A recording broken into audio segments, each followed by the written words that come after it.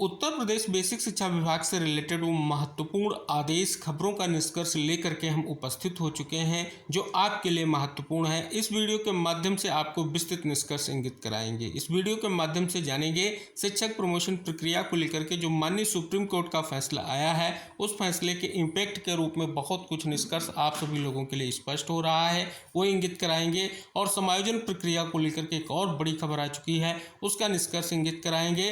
नई शिक्षक भर्तियों को लेकर के महत्वपूर्ण निष्कर्ष आ चुका है। कल माननीय मुख्यमंत्री जी ने जो संविदा भर्ती है उनके लिए आउटसोर्स सेवा निगम के गठन को मंजूरी दे दी है। साथ ही नई भर्ती के अध्याचन की प्रक्रिया को लेकर के बड़ी खबर है और महानिदेशक बेसिक शिक्षा का क्या महत्वपूर्ण आदेश किस परिप्रेक्ष्य में जारी हुआ है, वो भी निष्कर्ष इंगित कराएंगे। तो इस वीडियो को देखें, वीडियो को शेयर करें और चैनल को सब्सक्राइब करें, जिससे जो भी नेक्स्ट वीडियो या इन्फॉर्मेशन आप तक शेयर की जाए वो आसानी से पहुँच सके। पहली बड़ी खबर है, प्राथमिक शिक्षक गांव से शहर में समायोजित होंगे। प्रदेश में ग्रामीण क्षेत्रों के बेसिक शिक्षकों को जल्द ही शहरी क्षेत्रों में समायोजित किया जाएगा। सभी जिला बेसिक शिक्षा अधिकारियों से शहरी ग्रामीण क्षेत्रों में शिक्षकों की तैनाती से जुड़ा विवरण अतिशीघ्र बेसिक शिक्षा निदेशालय भेजने के निर्देश दिए हैं। जल्द ही समायोजन की ऑनलाइन प्रक्रिया शुरू की जाएगी। प्रदेश में 14 वर्ष पूर्व 13 अप्रैल 2011 को शहरी क्षेत्रों में सहायक अध्यापकों के समायोजन के आदेश जारी किए गए थे। तब करीब 17,000 शिक्षकों को शहरी क्षेत्र में समायोजित किया गया था। तब से 60 से 70,000 शिक्षक शहरी क्षेत्र में समायोजन के लिए इंतजार कर रहे हैं। इस समय प्रदेश के प्राथमिक विद्यालयों में 3,38,590 शिक्षक हैं, जबकि उच्च प्राथमिक में 1,20,860 शिक्षक हैं। दो प्रारूपों में मांगा गया विवरण। बेसिक शिक्षा निदेशक प्रताप सिंह बघेल की ओर से दो प्रारूप में सूचनाएं मांगी गई हैं। पहले प्रारूप में नगरीय क्षेत्र के विद्यालयों का ब्यौरा, 1 से 8वीं तक के पढ़ाने वाले शिक्षक, शिक्षा मित्र अन्वेषक, प्रधानाध्यापक, सहायक अध्यापक, प्राथमिक उच्च प्राथमिक के सहायक अध्यापक के अलावा कुल प्रधानाचार्य, अध्यापक, सहायक अध्यापक की जरूरत है बताना होगा। धमाकेदार खबर है जो हमारे प्रतीक्षारत विभिन्न भर्तियों के चयनित साथी हैं उनके लिए। बड़ी खबर है, यूपी में आउटसोर्स भर्तियों के लिए बनेगा सेवा निगम। जैसा कि आप सभी को इंगित करा दें, बेसिक शिक्षा विभाग के दृष्टिकोण से वर्तमान में दो अहम भर्तियां गतिमान है। एक तो प्री प्राइमरी में ईसीसी एजुकेटर और अपर प्राइमरी में तकनीकी अनुदेशक की भर्ती। तो जैसा कि यहाँ पर जो ये आउटसोर्स निगम गठित किया गया है, मानदेय की अगर बात कर ली जाए तो जो संविदा कर्मी है उनके लिए न्यूनतम मानदेय 16 से 20,000 रुपये जो है यहाँ पर मिलेगा, जो बहुत ही महत्वपूर्ण है। लेकिन सबसे बड़ा प्रश्न है कि शिक्षा मित्रों के मानदेय को लेकर के कब निर्णय लिया जाएगा, सबसे अहम प्रश्न ये भी अभी बना हुआ है। तो फिलहाल एक महत्वपूर्ण निष्कर्ष है जो आउटसोर्स भर्तियों के परिप्रेक्ष्य में है और बड़ा प्रस्ताव जो है कैबिनेट से कल की बैठक में पास हुआ है। जैसा कि आप सभी को इंगित करा दें, सुप्रीम कोर्ट से जो है टेट अनिवार्यता के परिप्रेक्ष्य में महत्वपूर्ण फैसला आ चुका है। अब उस फैसले का प्रभाव आप यहाँ पर देखेंगे।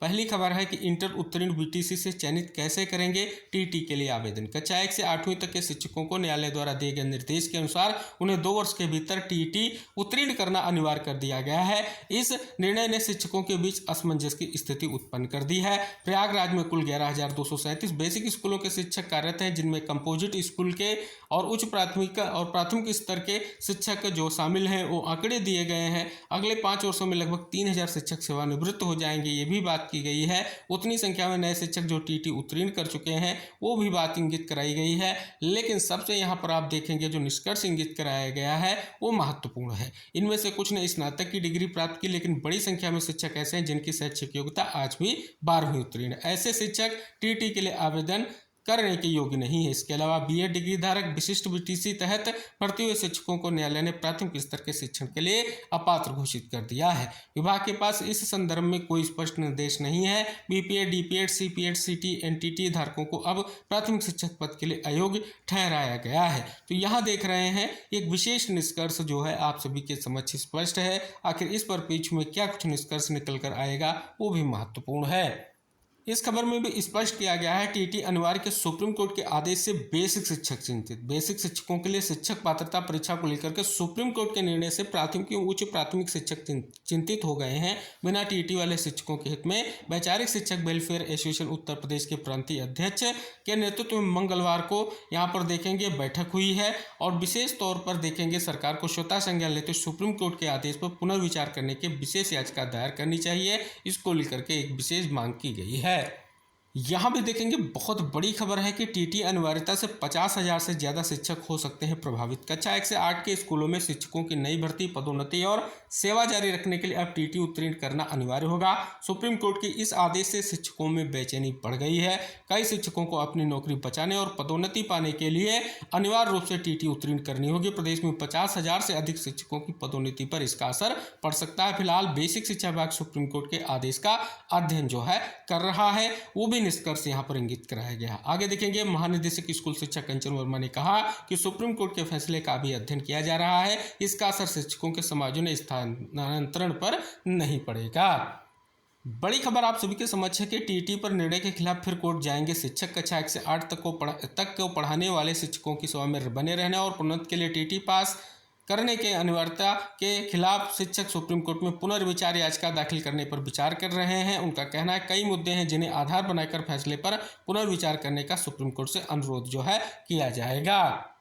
अगली बड़ी खबर है, नई भर्ती के लिए अध्याचन के प्रारूप पर कल लग सकती है मोहर। बेसिक, माध्यमिक और उच्च शिक्षा में शिक्षक भर्ती के भेजे जाने वाले ई अध्याचन के एक समान प्रारूप पर 4 सितंबर को अंतिम मोहर लग सकती है। उत्तर प्रदेश शिक्षा सेवा चयन आयोग में मंगलवार को संबंधित विभागों की बैठक के एक समान प्रारूप पर सैद्धांतिक सहमति बन गई है। आयोग की अध्यक्ष प्रोफेसर कीर्ति पांडे के नेतृत्व में बैठक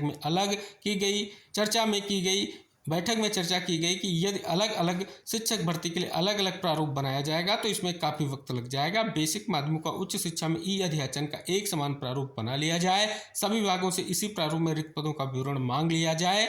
ऐसे में नई भर्ती जल्द शुरू की जा सकती है। तय हुआ कि इसके लिए पूरी तैयारी कर ली जाए। 4 सितंबर को बैठक कर ई अध्याचन के प्रारूप पर अंतिम मोहर लगा दी जाए। तो यहाँ पर देख रहे हैं बड़ी बैठक हुई है। अब इस बैठक का 4 तारीख का क्या निष्कर्ष रहेगा वो महत्वपूर्ण रहेगा।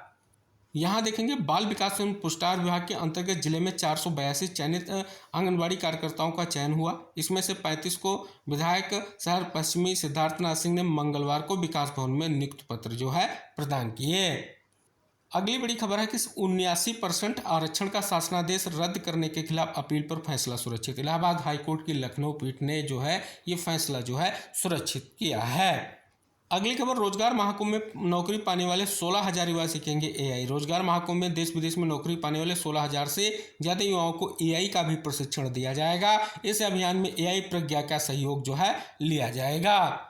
अगली खबर, प्रदेश में 15 अगस्त से शुरू हुई बाल वाटिकाओं में पढ़ाई के साथ कई गतिविधियों के आयोजन की प्रक्रिया तेज हो गई। इसी क्रम में यहाँ पर शिक्षक दिवस सप्ताह मनाया जा रहा है। मंगलवार को बाल वाटिकाओं में विविध आयोजन हुए। बेसिक शिक्षा विभाग शिक्षक दिवस के उपलक्ष्य में 2 से 4 सितंबर तक विशेष कार्यक्रम आयोजित कर रहा है। इस दौरान स्कूलों में कविता पाठ, कहानी, महान व्यक्तित्व से जुड़े स्लोगन, आवाज पहचानो, अच्छी आदतों का प्रदर्शन आदि गतिविधियां हो रही। महानिदेशक स्कूल शिक्षा कंचन वर्मा ने सभी डीएम को निर्देश दिया कि स्कूलों में 4 सितंबर तक हर स्थानीय लोगों, विद्यालय प्रबंधन समिति, महासमूह के सदस्यों, जनप्रतिनिधियों की उपस्थिति में बच्चों द्वारा इन कार्यक्रमों की प्रस्तुति की जाए। खबर, डिस्ट्रिक्ट फिरोजाबाद से कि निपुण प्लस ऐप पर करें छात्रों का मूल्यांकन। दूसरी खबर है फिरोजाबाद से, बिना मंच में अनदेखी पर 186 स्कूलों को नोटिस। तो ये बहुत बड़ी आप निष्कर्ष की स्थिति यहाँ पर देख सकते हैं। तो ये थी वो बड़ी खबरें जिनका निष्कर्ष इस वीडियो के माध्यम से हमने आपको इंगित कराया है। निवेदन है वीडियो को शेयर जरूर कीजिएगा। चैनल पर नए हैं तो चैनल को सब्सक्राइब करें। मिलेंगे नेक्स्ट इन्फॉर्मेशन के साथ, तब तक के लिए टेक केयर, बाय बाय साथियों।